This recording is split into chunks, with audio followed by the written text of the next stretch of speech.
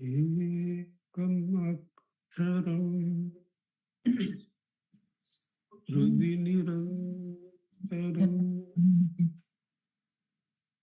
bhasati swayam likyati katham hridaya kuhara madhye kevalam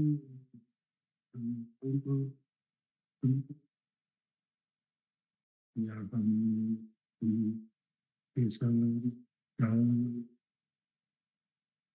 Atmarupena bhave Hridesha manasa Tvam Chindvata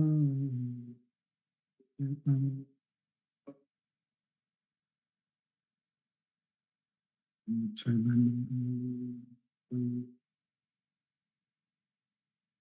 Atmanishta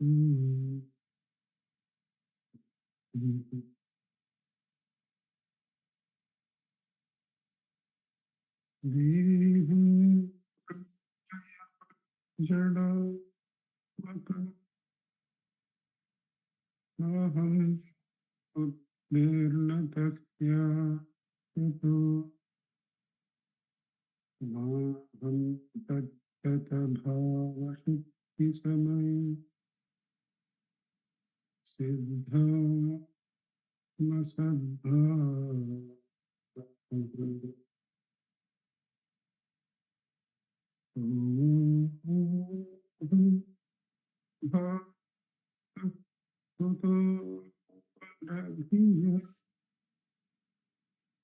Drishta Manishta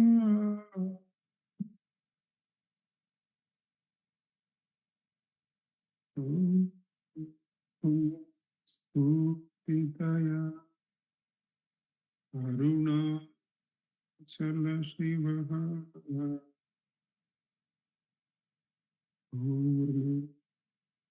Vibha Swayam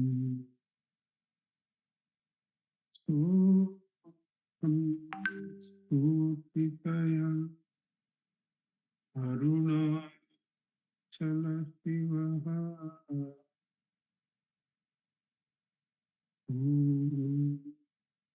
Vibha Swayam.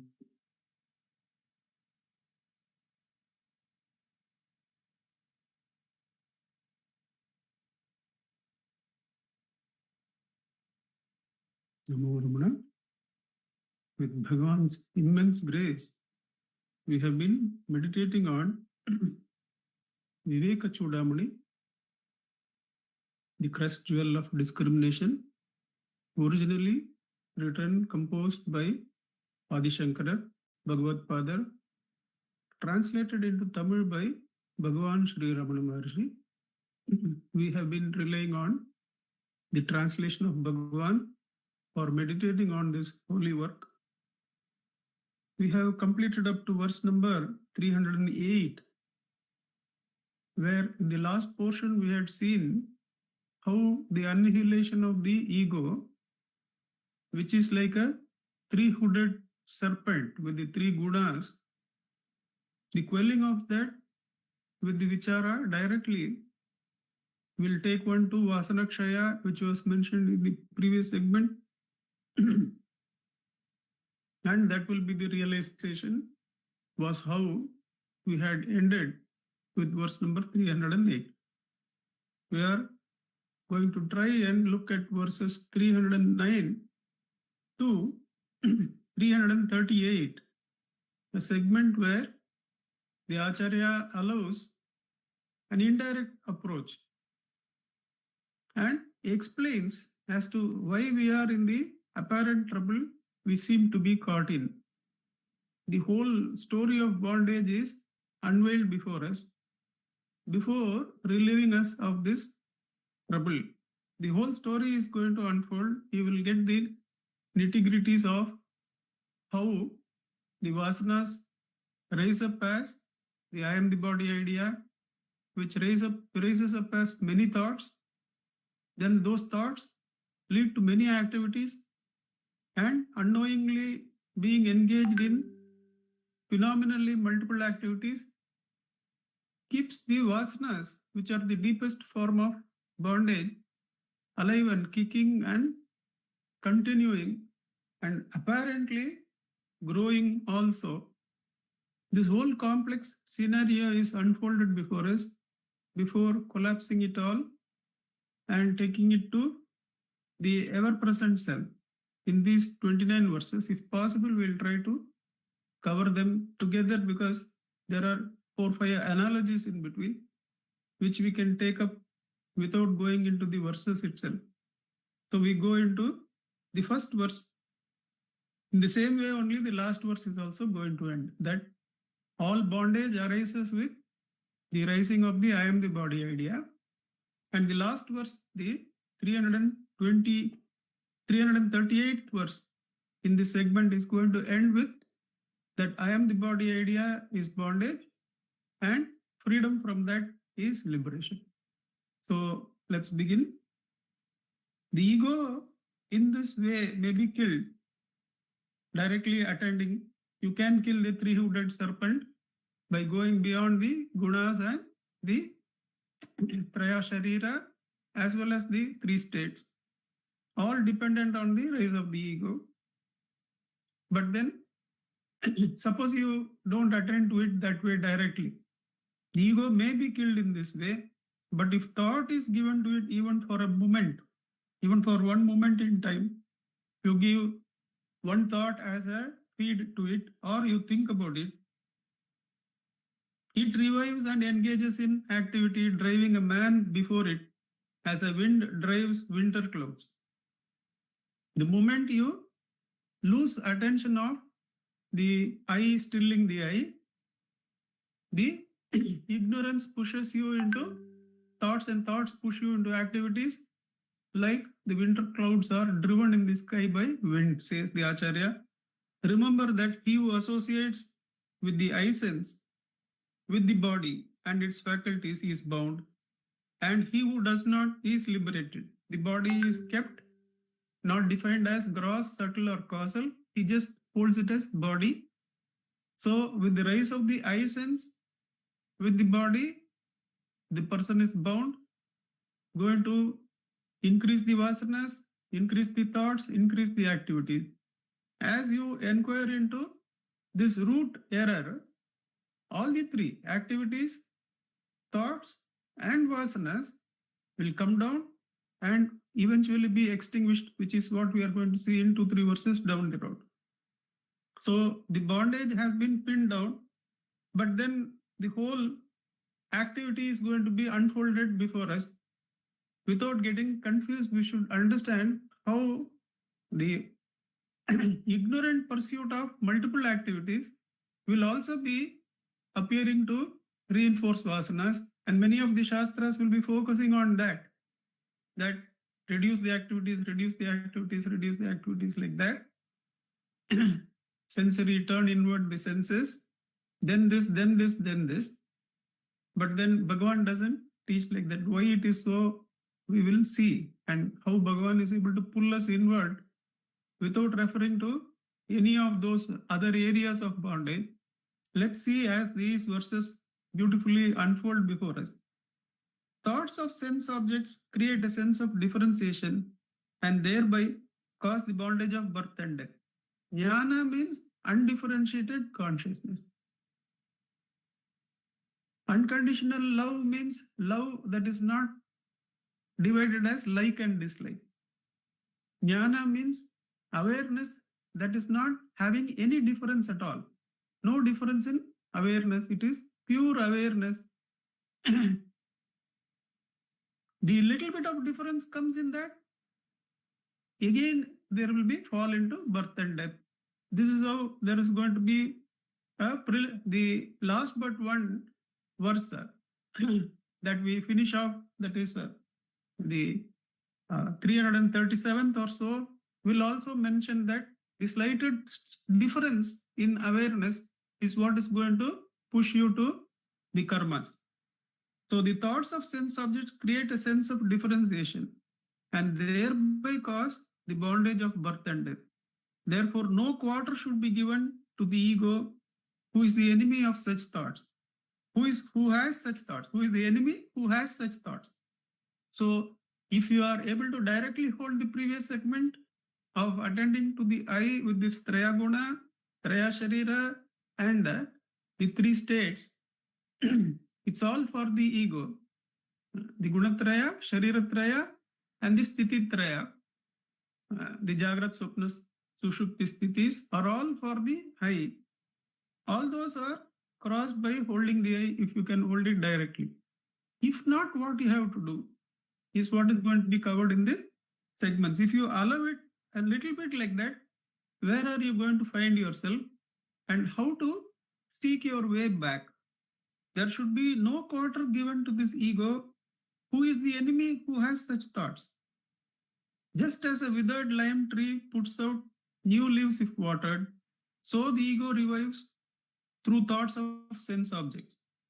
So the trees sometimes appear withered, but the moment somewhere some water a little bit comes in, here we should not look to the goodness, badness and all. The example should be looked at for what it is, that if you bring in a little bit of inattention, the thoughts are going to sprout. If you pay slightly less attention to the I, immediately the thoughts will get multiple. And that is what Bhagavan puts it as, when the Atma Vichara stops, Loka Vichara will start. Loka, we can say that which is seen.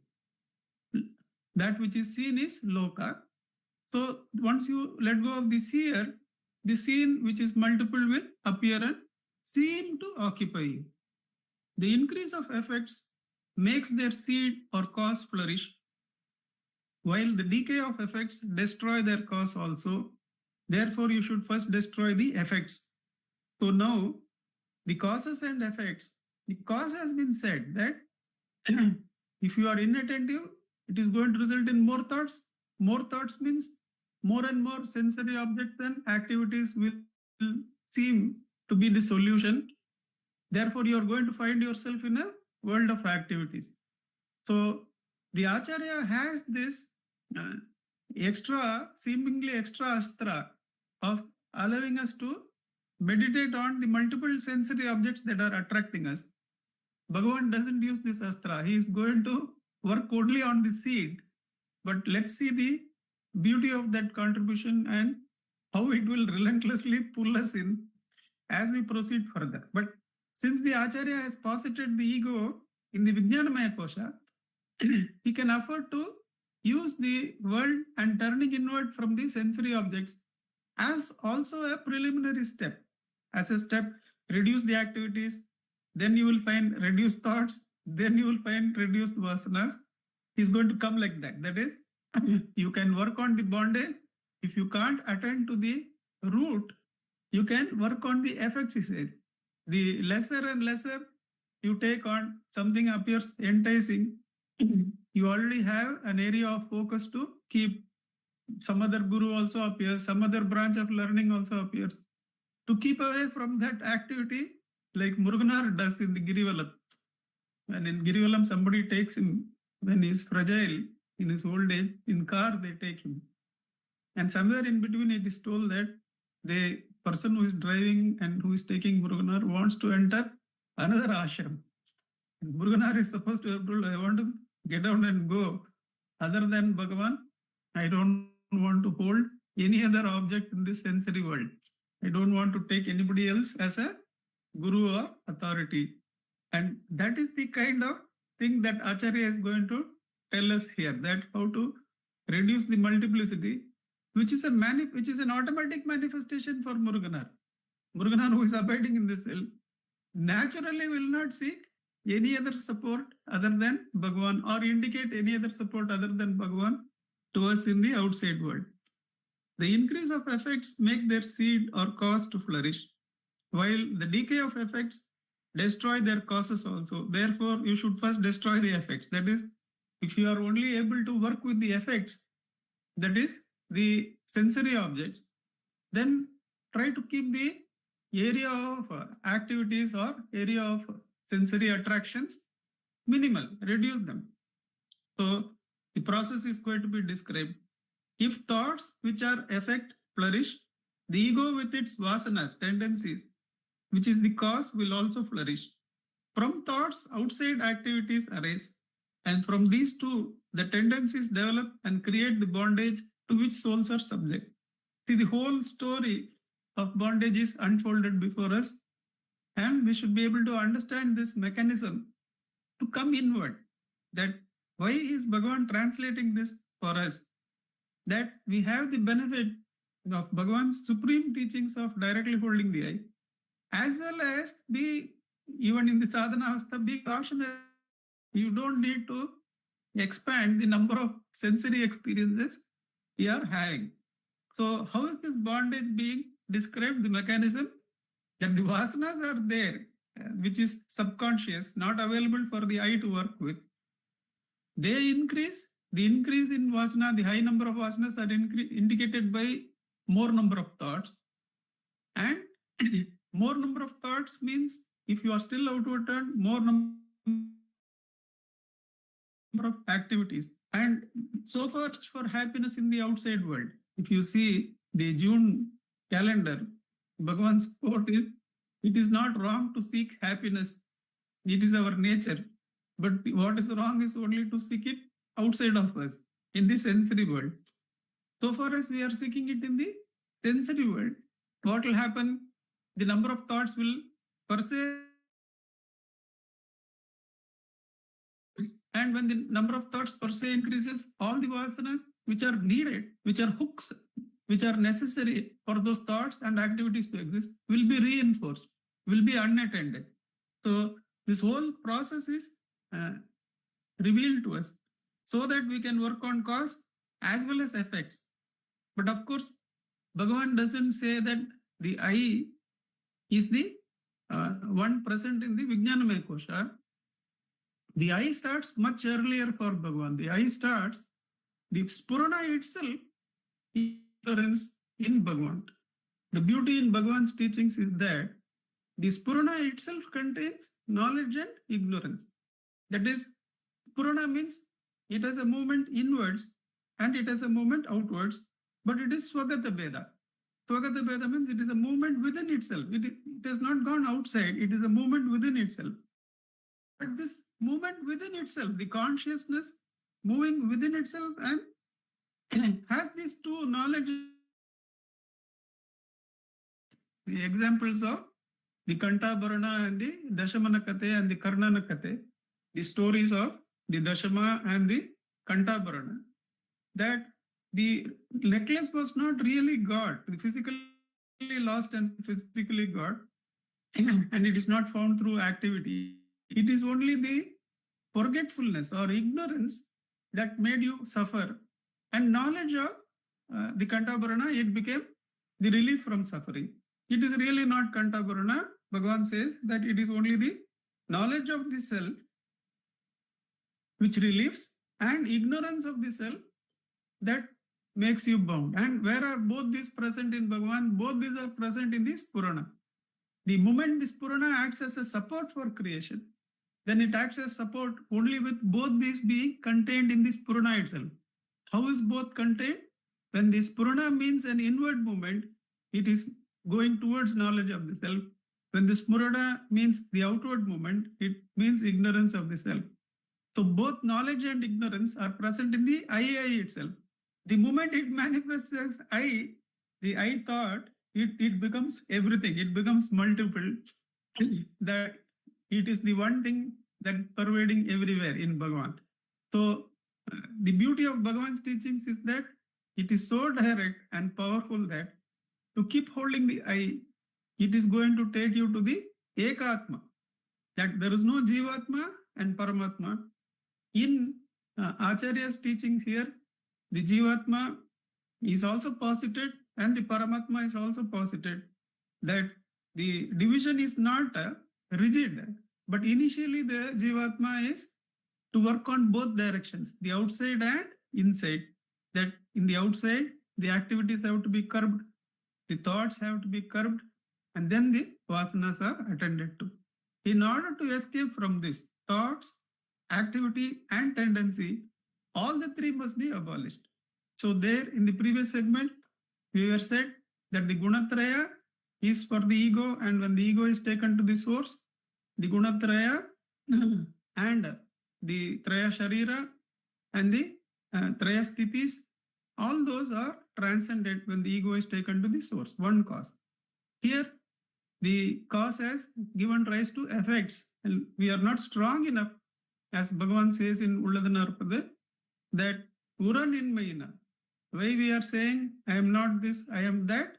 Because we don't have the strength to hold the I. But even then, the Acharya comes, Bhagavan comes to the aid, reduce activities, reduce thoughts, and automatically your mind will become purer and purer. You will see all the sadhanas, including speaking truth, acting ethically, are only these three. That is, by speaking the truth, what is true to you, what is factual to you, you are reducing the thoughts, because falsity is multiple. You could have said escaped the truth in multiple different ways by telling falsities and escaping vision. What is fact to you is one. So what have you done in the simple activity of speaking the truth?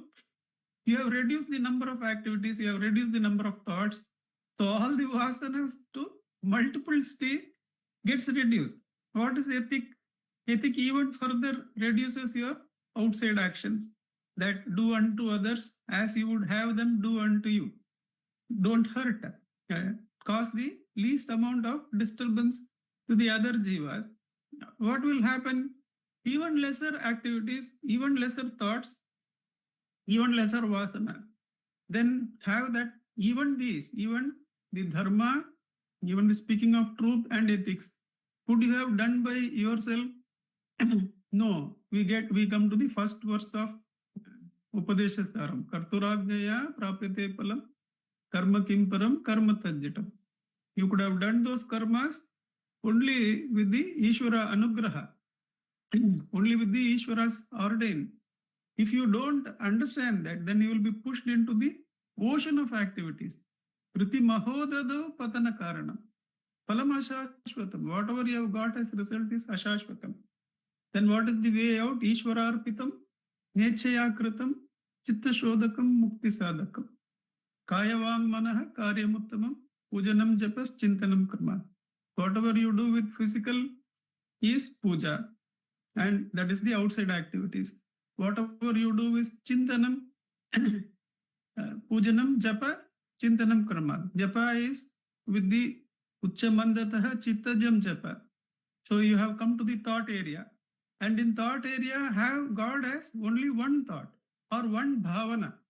Even if you are chanting Ashtotram or chanting the Stuti, Ramana Stuti Panchakam, your bhavana is the same.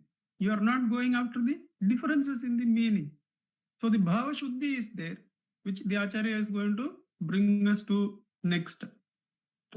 That the best way of doing this, that is abolishing activities, vasanas and the thoughts, is holding firmly to the view all this that appears as separate names and forms is Brahman itself. Whether the forms are gross, subtle or causal, all this is only Brahman. So you have to hold whether relation to doing, whether relation to knowing, whether relation to being cause, all these are only one thought, all these are only Brahman. So you are not going to go by the way of activities, by the way of thoughts, or by the way of even thinking what is the cause for all this. Only hold Brahman, Brahma Satyam, Jagat Mithya. So keep holding that. This view must be held at all times and all places and in all the states. Firm holding on to this attitude reduces activity, and this results in decline of thoughts, which in turn destroys the latent tendencies. So this statement, Brahma Satyam, is given by the Acharya, who has already realized the self. So there is this adhikara.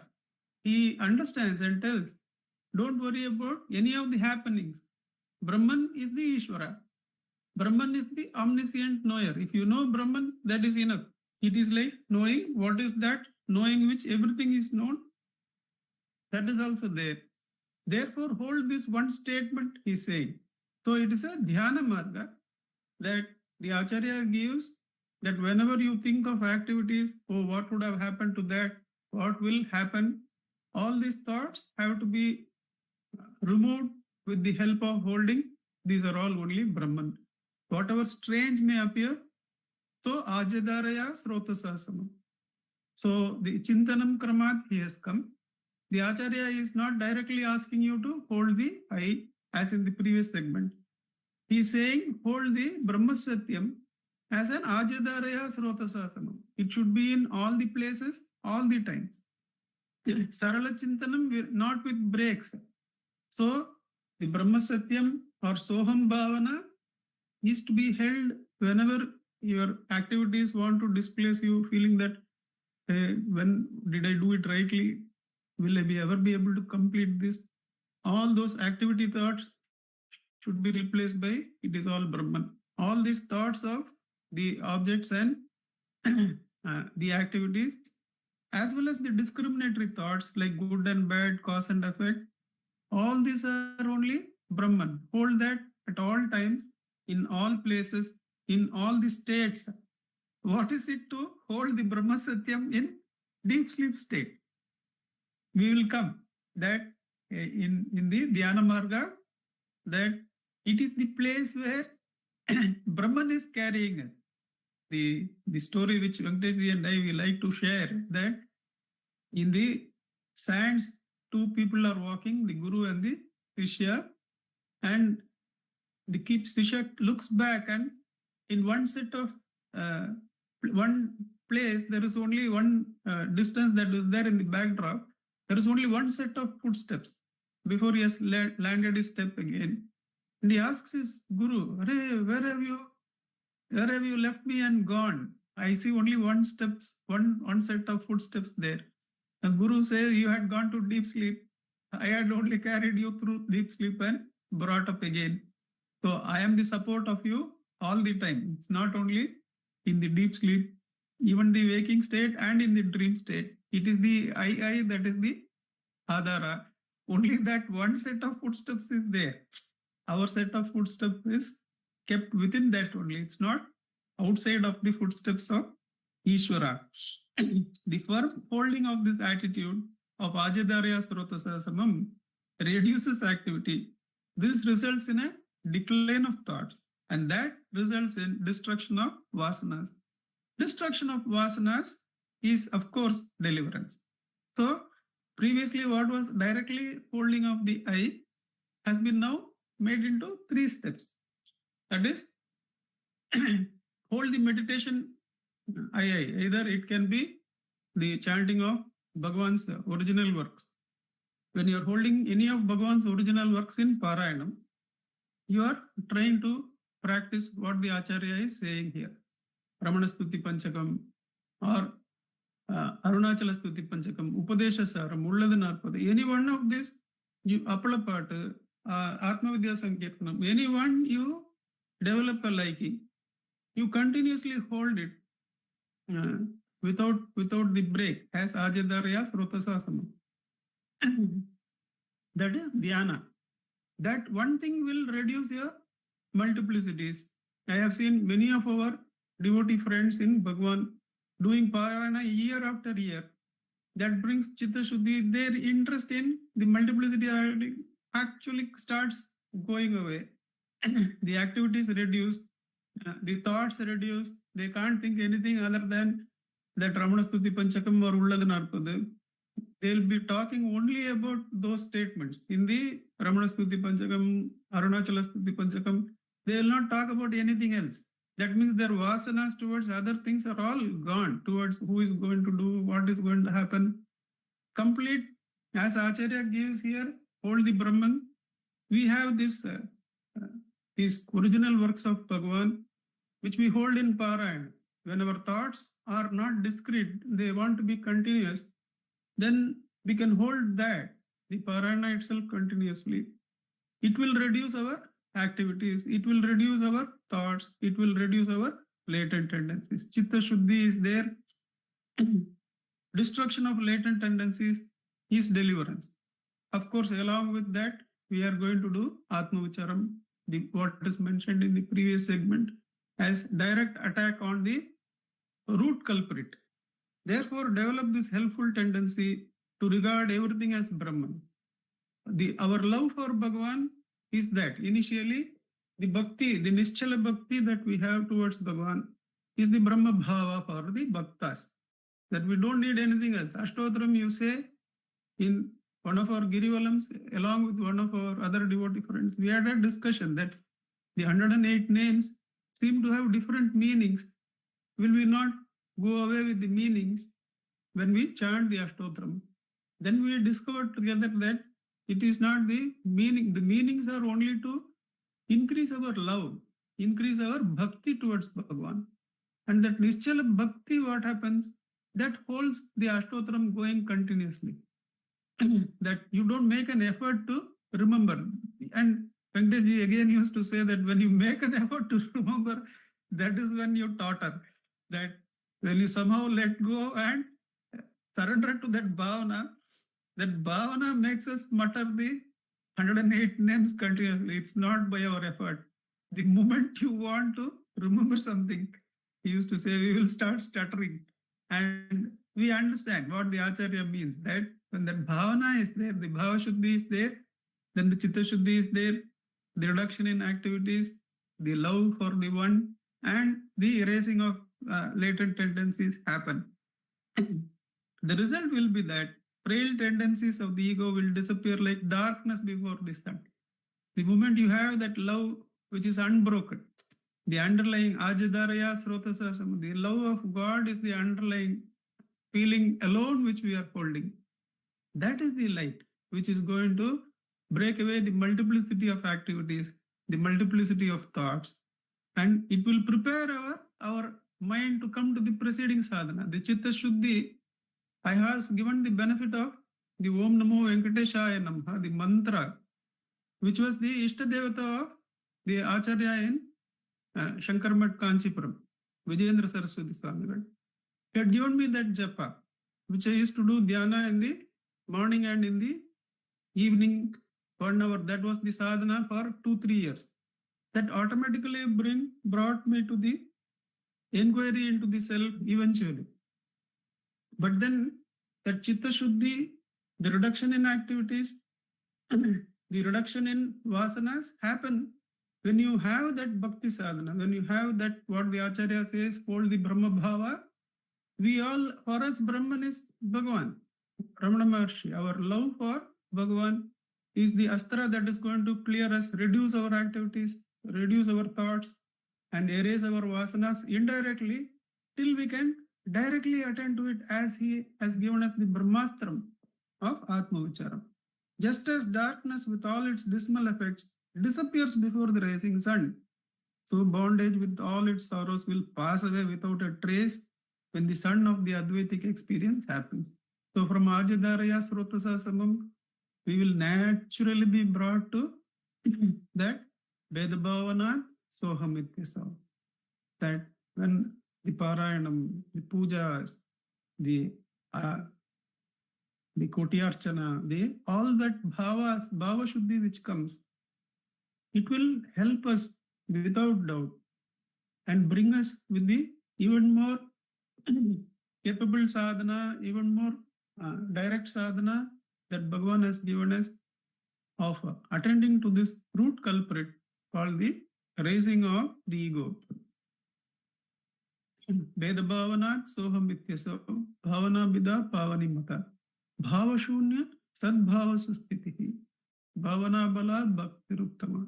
That we will be able to directly treat any thought that is arising as Shunya, as zero, by asking Wasn't I present a priori to you? That even before you could rise, was I not present? So for whom has this thought arisen? It could be a thought of a vasana. It could be a thought of a discriminatory thought. It could be a thought of an object. It could be a sensory thought. Whatever it may be, that thought has arisen only for me. I am a priori to that thought. So who am I for whom this thought has arisen? Even before this thought arose, I was there. That was is also not.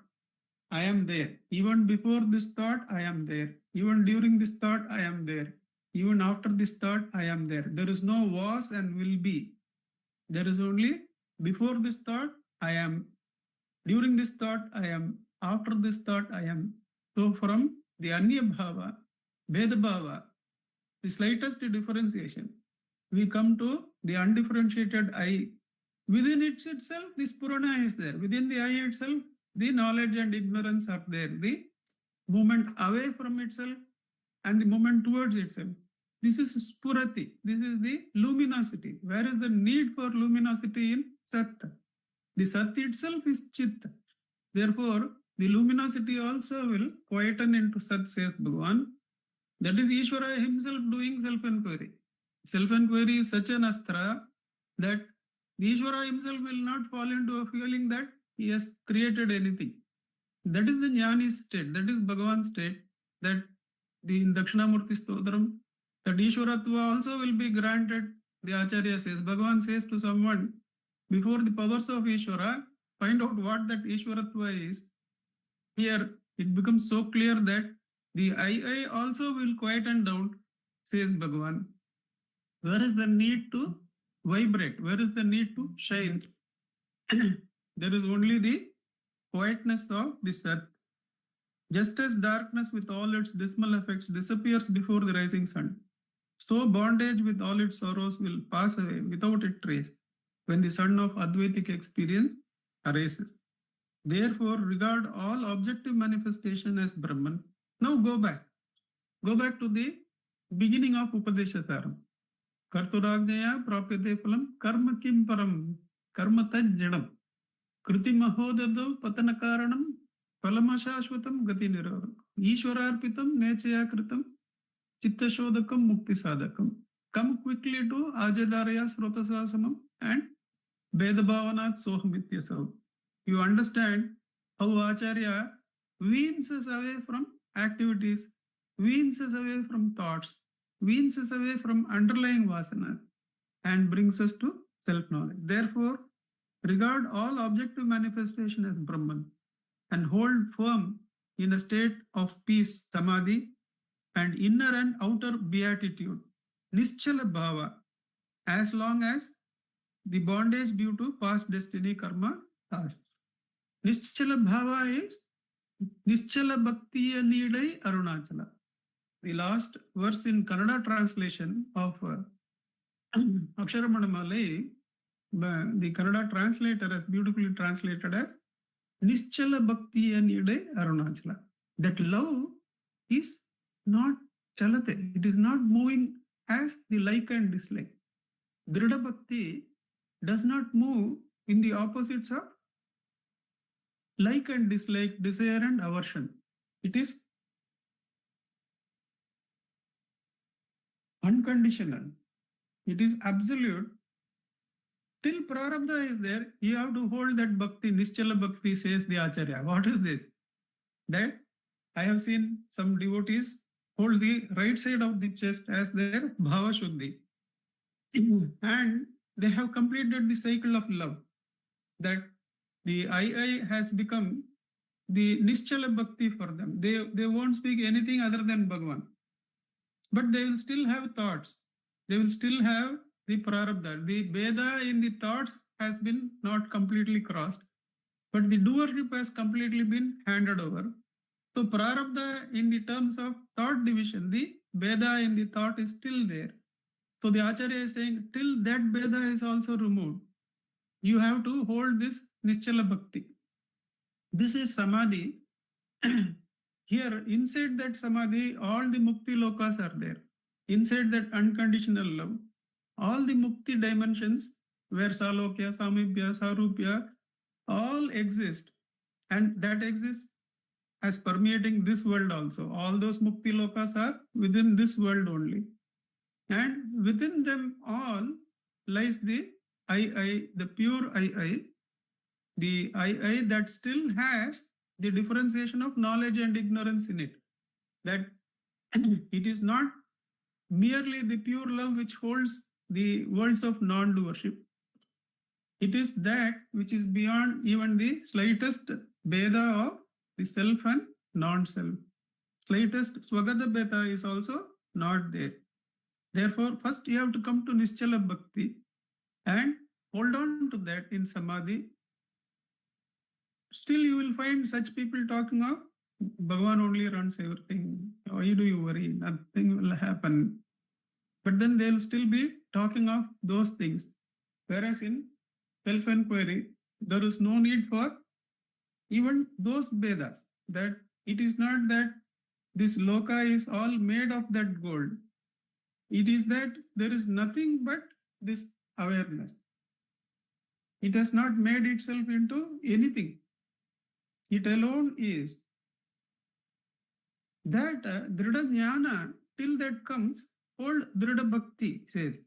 Nischala Bhava, as long as bondage due to past destiny, karma lasts. While doing so, always remember the immovable bliss of Brahman am I. So how will you hold that? Hold the Brahma Bhava, the Drida Bhakti, is that you will experience that is the healing power of the bliss, the unconditional bliss. Let's say you are hurt.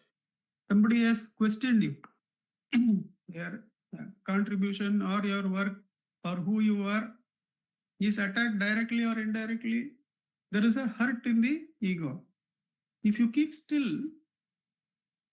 you can feel that hurt being healed. No activity in this world can heal that. Nobody coming and say, I have forgiven you, can heal that. And there is no need also that you keep it still. You can feel the Brahma Bhavana, the Drida Bhakti, Anburu Unilene, Anbak Karaitaru. The Anburu of Ishvara, it can heal, and it is the only real healer. The only real doctor is that Drida Bhakti. You keep quiet, you can feel the hurt melting away.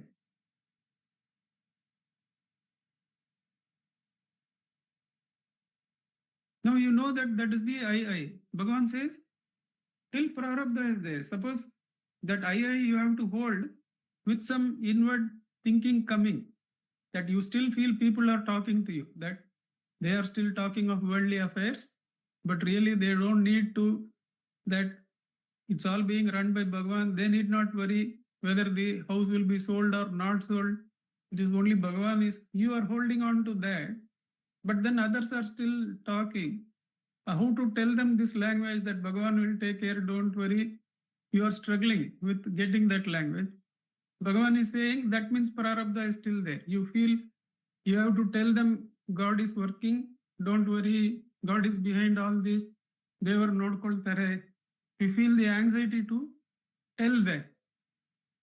That means there is still prarabdha. There is still something loaded up. There is still difference between this here and this scene, isn't it? Therefore, Bhagavan says, hold that Drida Bhakti till all the prarabdha is gone. Prarabdha will be gone when? When only there is no seer scene difference.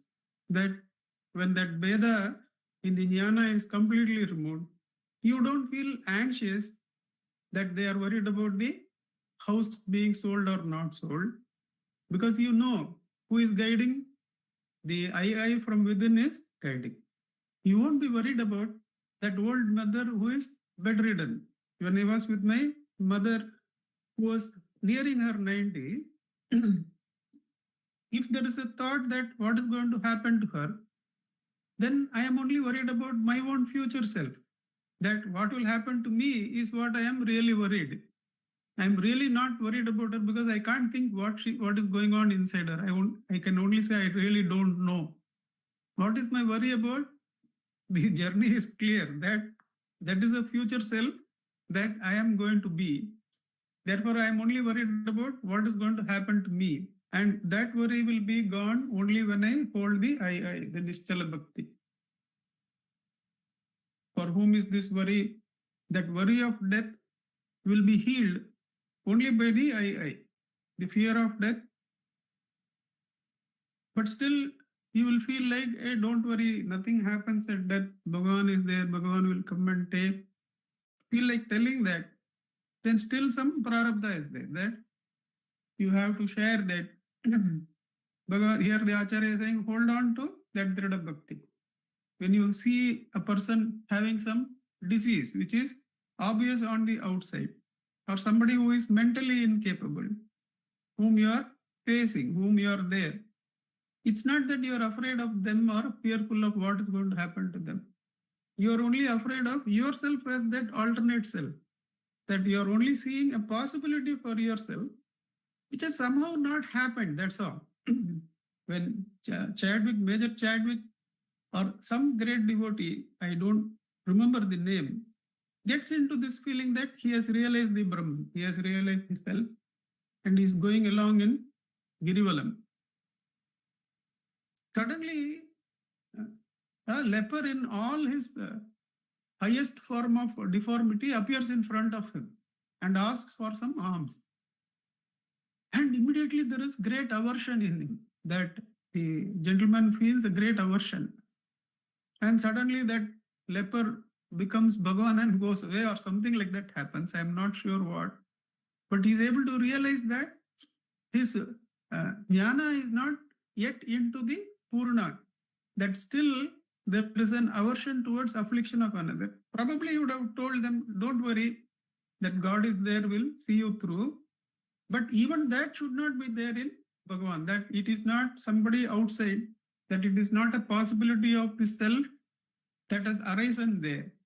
That arises because of ajnana. That is arising because you have not touched the kantabharana yet. That who am I, who feels there is a seer and seen. The seen is only a possibility of the seer, which has not happened yet. That you could have been that chair, you could have been that stone, you could have been that animal, you could have been that disease carrying person, you could have been that old age person, you could have been that dead person with body alone left. But you are able to see that you have not become that, we don't know why. But it is a potential possibility for myself being there. And that fear of that happening to me will go, of poverty or this or that, only when I abide in the Dhrida Bhakti, the Dhrida Bhakti of I, then I understand what is inside them. What is inside them is the same power that is inside me. The fear of death inside me is removed by this Nischala Bhakti, this I, that is solid love. Anburu unilane anba karaitaru. But Bhagavan's holding of the I doesn't stop with that. We haven't even covered the whole of this segment. We still have the analogies left.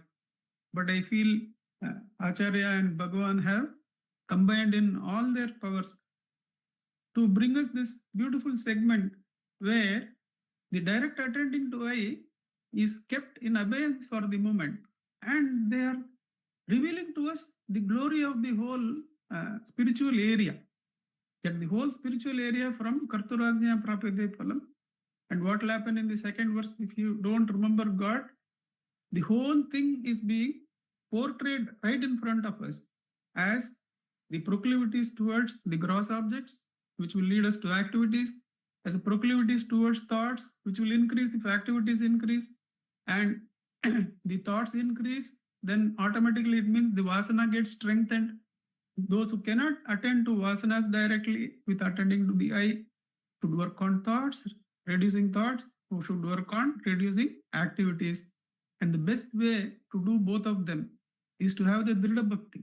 Dhrida Bhakti can be by the Brahma Bhavana, that the Acharya has given Upadesha that everything you see is Brahman, or by Bhagavan's Upadesham, Ashtamurti Brud Deva Pujanam, that all these combinations of things that you are seeing is all only Ishvara, that whether it is gross whether it is subtle or whether it is causal, it is all Ishvara only.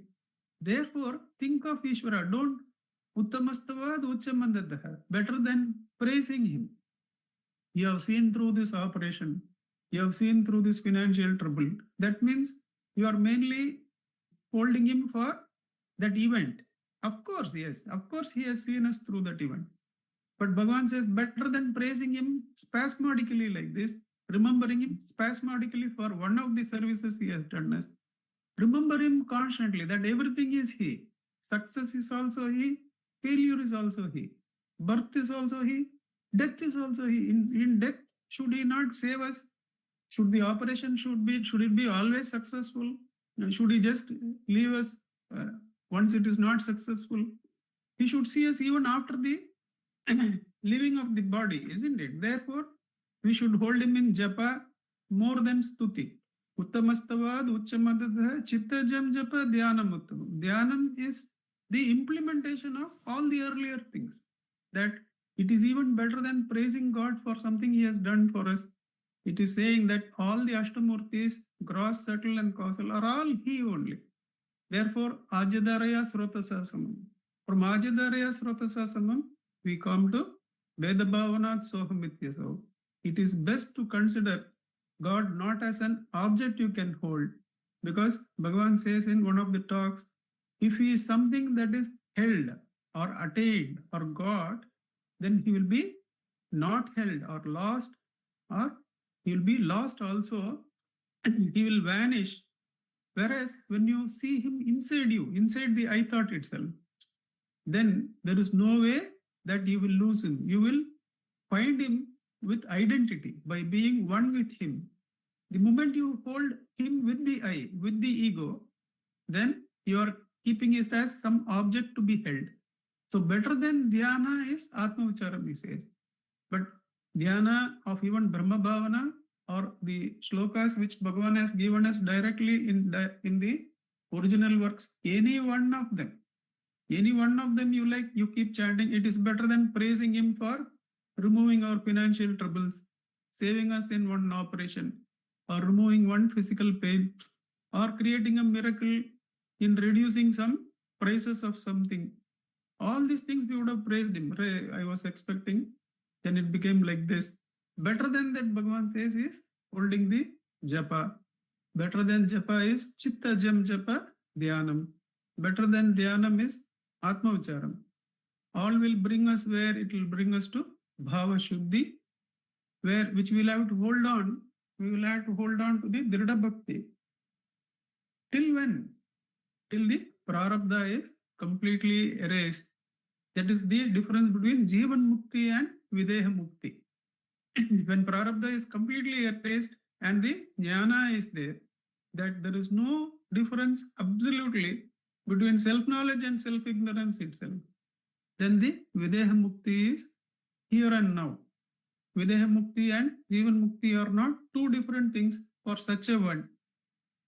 But the Acharya's treatment of the jivan mukti is also understood when he says, hold on to the dhrida bhakti or the love that is unshakable till the prarabdha is over, till the activities scheduled for you are completed. And then what will dawn will be the jnana, where even Ishvara has this purana with the inner division as the self-knowledge and self-ignorance vibrating together as I. That also is quietened. And the sadbhava alone is there. Isha jivayor vesha dibida satsvabhavato vastu kevalam veshahanataha svatma darshanam isha darshanam svatma rupataha atma samstitihi svatma darshanam atma nirdvayad atma nishtata. This is the beauty of Bhagavan's teachings, which covers the whole gamut, complexity of this Srishti and brings us to Satsvabhava, the Swarupa Dhyana, Swarupa Nishtha. Om Namo Bhagavate Shri Ramanaya. Let's sit for the few minutes left till 8 o'clock and we can listen to Akka. Revatma, you can set the time for us? Yes, Uncle, I'll set the time.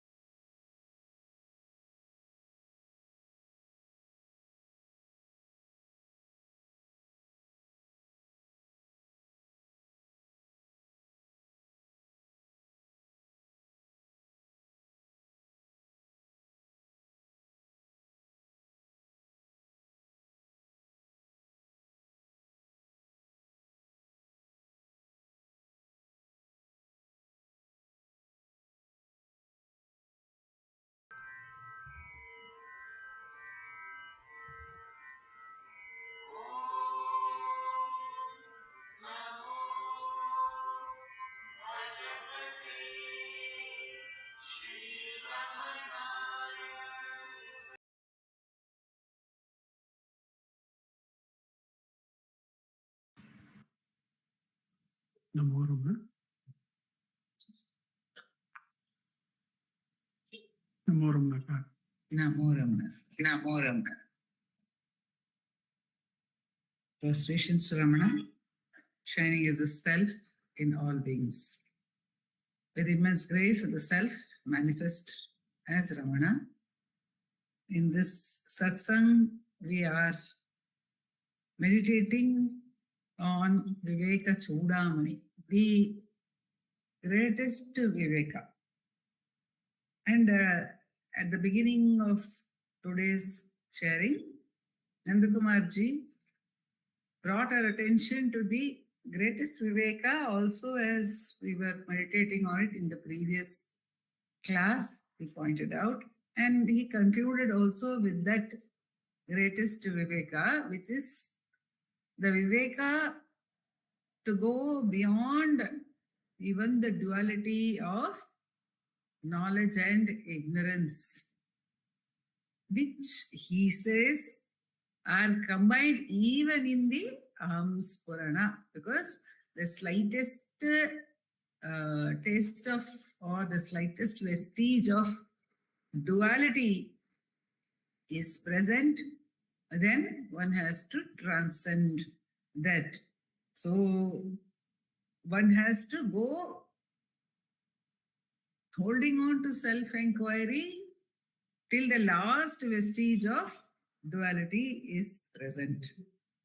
But here, what is delineated for us was even at the sensory level, let us become alert. And at the thought level, let us be alert. Let us be alert when we are seeing that our tendencies are rising.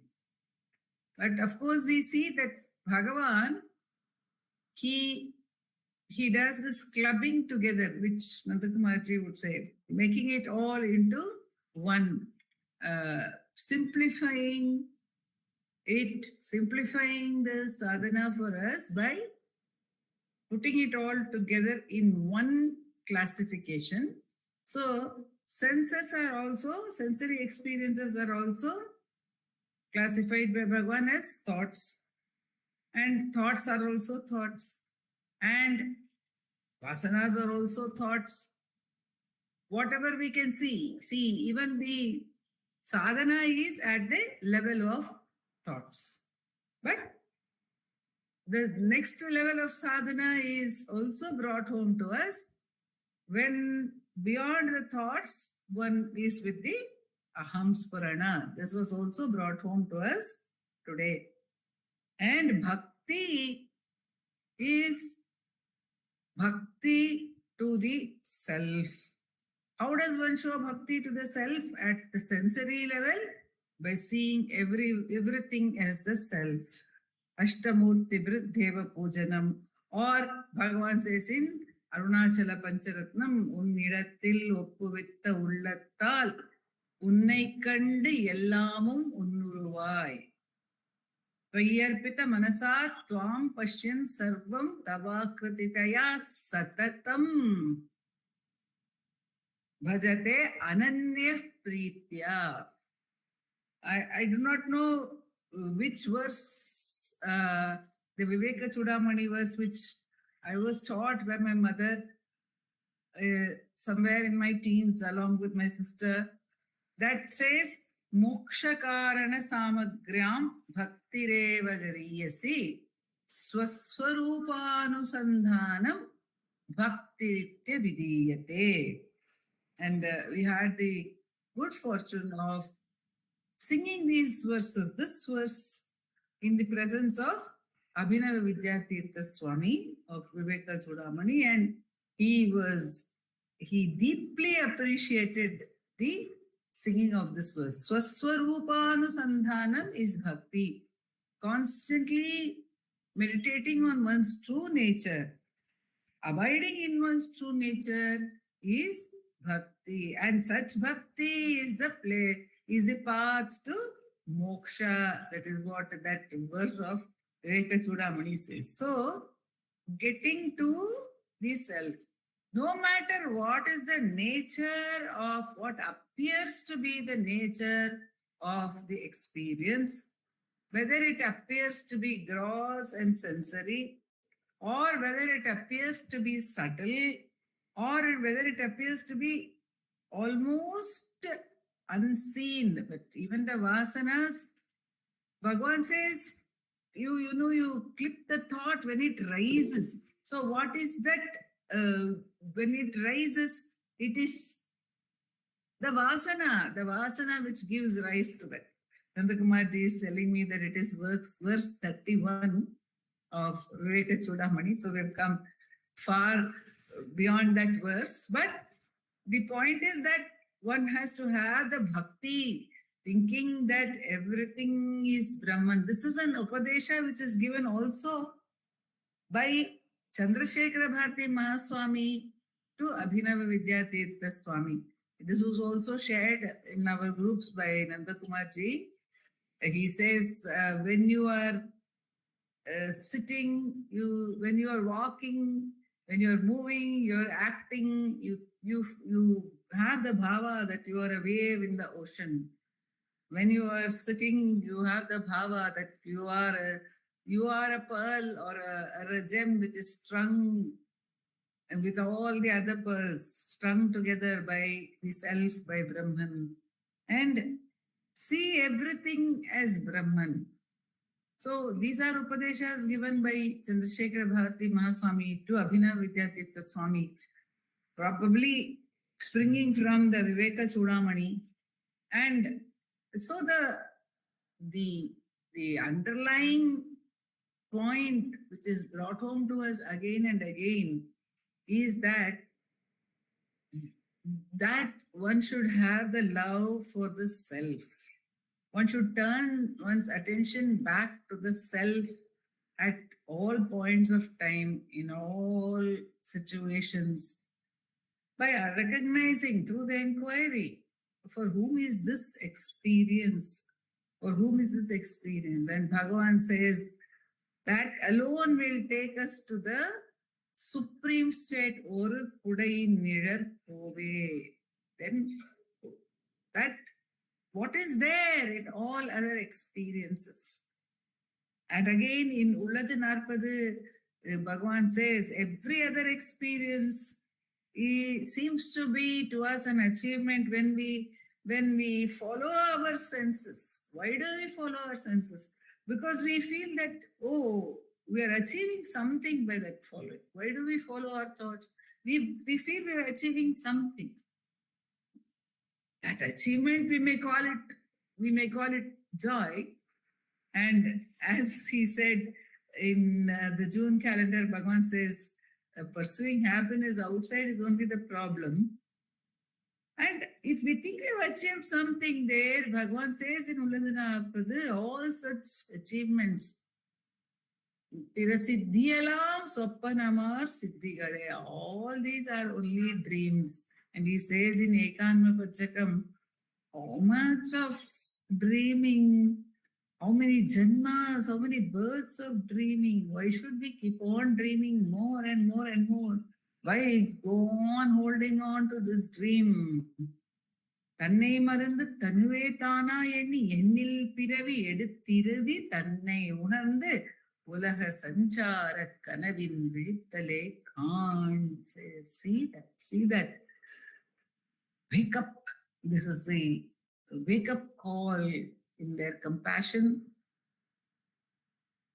The voices of Bhagavad Pada, the voices of Bhagavad Pada and Ramana, which Bhagavan says in some contexts are one and the same.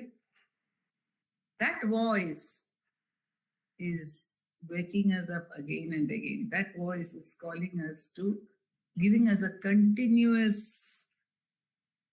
reminder to keep holding on through the discrimination. The discrimination comes at the point of recognizing for whom is this thought. That is the Viveka point in self-enquiry. And after that, one gets back to the source. So, wherever there is a moving away, to hold on to that Viveka, and the grace ensures that this happens. It is that very grace which is bringing us this reminder through the satsang as well. Om Namo Ramana.